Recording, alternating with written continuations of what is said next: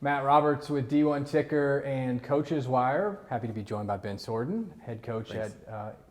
at SIUE Edwardsville. We're here at the NFCA National Convention, all-time highest turnout for the softball community. You guys had an interesting rules discussion this morning. Yeah. Let's rehash a little bit. Where did it end up? What did we like? What did we dislike? Actually, let's just stick with what we think about where we're going. Well, I think there's still some things that have yet to be seen. Let's start over. I think there's some areas that need some more clarity, and I think that was evident this morning. Are you a fan of the pitch clock? I've heard different opinions today about the pitch clock and staying in this tight 2-hour window, which for the support of media, ESPN, they love to have predictability. Sure. Which we play sports that are very unpredictable. That's the beauty of them. But is the pitch clock going to be something that we feel like can be a net win for the student athlete experience as well as the viewing experience? Well, we've always had an allotted time for the pitcher. Now with the pitch clock, I think it will be more consistent. At first, I questioned it, and today I started looking at, I think we need a clock on the field. Right. Instead of the umpire having jurisdiction, Exactly. no different than basketball. And baseball has it now, of course, Exactly. too. We need to be able to see the numbers.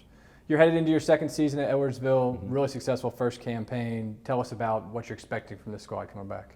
Well, we have a really good core that are returning.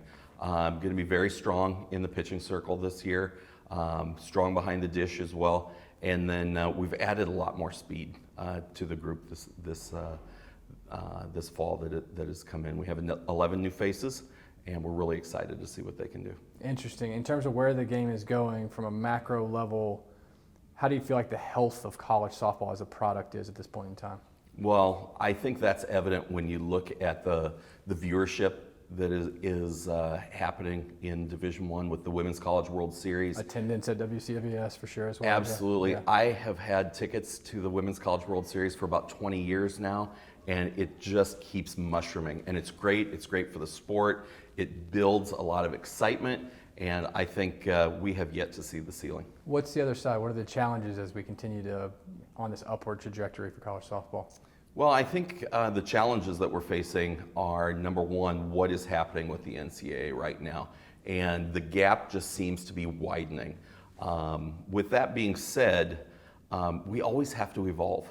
And the state of college sports today is not what it is, what it was 3 years ago, and certainly not what it's going to be 3 years from now.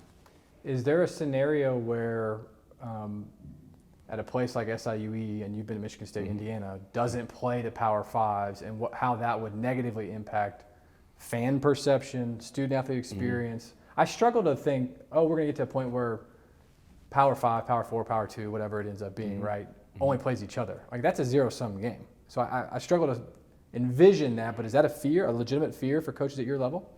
It's something I have not even considered. Actually, we do play Power Fives. We'll play Illinois. Oh, I know you will. Mizzou. I'm saying, like, what if there was a separate division where you literally didn't play them? How that would affect the experience at a place like SIUE? We're still playing softball. Yeah. And at the end of the day, it's the same game that they've played since they were a little girl. Now we're just playing at a little bit higher level. And we know participation numbers at the youth level are continuing to increase as well, which I think is another sign of great health for the sport. Other really interesting nuances that are macro, I want to talk micro, transfer portal. How's it impact you? Well, we've benefited from the transfer portal. We have 2 players who came in from a Power 5 program that we're excited about. I lost one young lady to the transfer portal, but it was actually a good thing for her. She needed to get a little closer to home. So it allowed her that ability to transfer to a school closer to home so she'd be closer to her family. Any dynamics within the process of how the windows with which you can talk to student athletes and transfers, figuring out fit, figuring out can they contribute for me, being way more difficult than maybe the traditional recruiting cycle? Any changes you would suggest there? It all comes down to relationships. Okay. And I rely on my relationships very heavily. I actually helped the young lady get recruited out of our program, picked up the phone and made sure that she was going to be going to a good place. Another nuance, of course, that's impacted the OVC is conference realignment, and Belmont, Murray have exited, others have come in, of course. Does that change anything with how you run your program at this level? Not right now. Every week it's a different competitor, and we're there to win every weekend.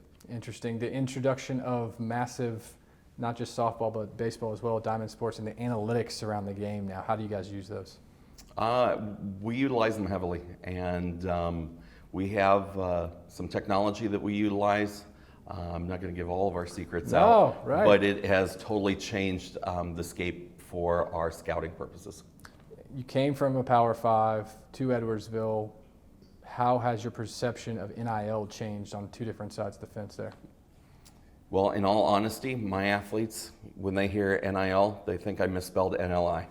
So we really don't have a lot of those issues yet. I see that coming down the road.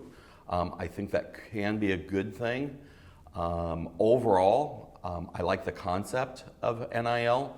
However, I think the framers really didn't see all the problems that it was going to create going down the road. Culturally, like within a program, or this whole macro lens of like, I'm expecting to make some money when I go play college softball? I think a little bit of both. Okay. There's some give and take in there. I'm a proponent that if a young lady wants to go out and sign autographs and she gets compensated for that, or she's going to sell a t-shirt or whatnot, they have their own brand, they should be allowed to do that. However, we definitely need to be cautious of pay for play, and that's not the intention. However, that's not what we hear out in the marketplace. Is that part of the change of coaching the modern student athlete, like the millennial student athlete's not right, but Gen Z, whatever it may be? Is it this social media environment of immediate expectation versus maybe a more blue collar approach decades ago? Do you think the actual style with which you are coaching now has changed? I mean, you've been coaching for a long time. Yeah. I heard a long time ago that if you do not evolve, you become extinct. That's why they call them dinosaurs. And that's one thing that I learned, especially when I moved from Division III to Division I, is that I have to be adapting to them just as much as they have to adapt to my style of coaching. So we're constantly working on our communication. So the message received or the message given is going to be the message received. What was the big change when you went D3 to D1 in terms of how you communicated with student athletes? Well, number one, you're around the athletes more often. So they see you every single day in some capacity. So that was part of it. And just the amount of time spent when you're actually coaching them. And I know you'd been a head coach before, of course, but this time around going from assistant to head coach, what were you cognizant about in terms of how you needed to approach playing time, academic pursuits, off the field issues? Is there a major difference in those two roles and how you communicate? I don't think so. Okay. And the number one thing is you got to love them up. And the big thing that I had to overcome when I went to SIUE is building trust and building it fast within the program. How do you do that? Well, number one, you have to communicate effectively. You have to communicate with love, and you have to coach with it as well. They're not going to care until they know how much you care. Absolutely. Right. Interesting.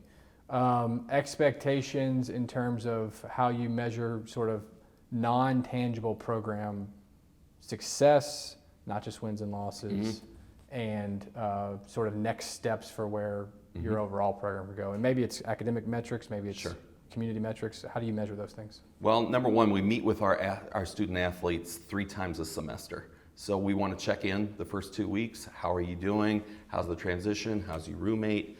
And how are you doing? Midway through, we want to do a great check. And these are one-on-ones. Yes. Yeah. Midway through, we want to see how they're doing academically. Do we need to get them in with a tutor? Midway through the first semester, midway through the year? Semester. Okay, so you've already done those. Yeah, right. So okay. We'll meet with them through the semester, where they see their role. So we'll be talking. Starting to define that. Right away, where we see you, what work needs to be done.